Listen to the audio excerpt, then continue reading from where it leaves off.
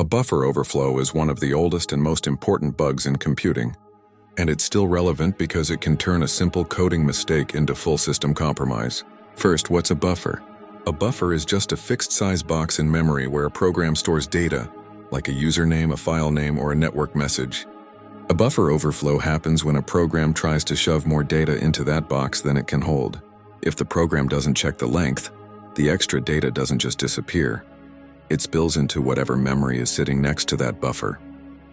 And what's next to it can be important. Other variables, pointers, return addresses, things the CPU uses to decide what to do next. That leads to the big idea. A buffer overflow isn't just the program crashes. It can become the attacker controls the program. Here is how it becomes dangerous. Crash mode. The simplest outcome. The overflow corrupts memory and the program dies. That's still bad. Attackers can use it for denial of service. 2. Control mode.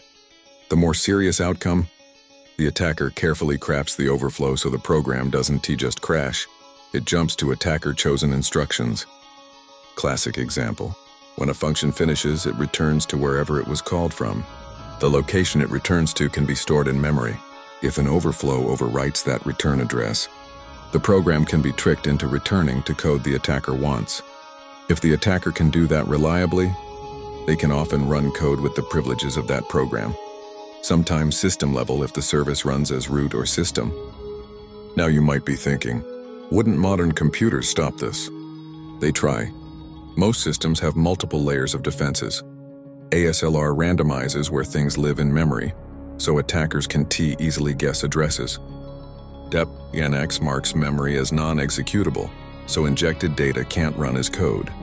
Stack canaries add tripwires in memory to detect overwrites. Control flow protections make it harder to hijack execution. So modern exploitation often becomes less inject code and more reuse code.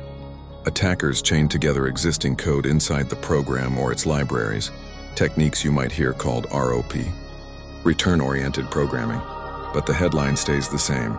A memory safety bug can become control of execution. So how do you prevent buffer overflows? Use memory-safe languages where possible. Rust, Go, Java, C/Rs.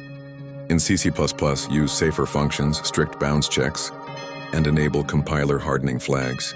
Keep software patched because once a buffer overflow becomes known, exploit attempts usually follow. And reduce blast radius, run services with least privilege and segment systems so one service compromise doesn't become a full takeover.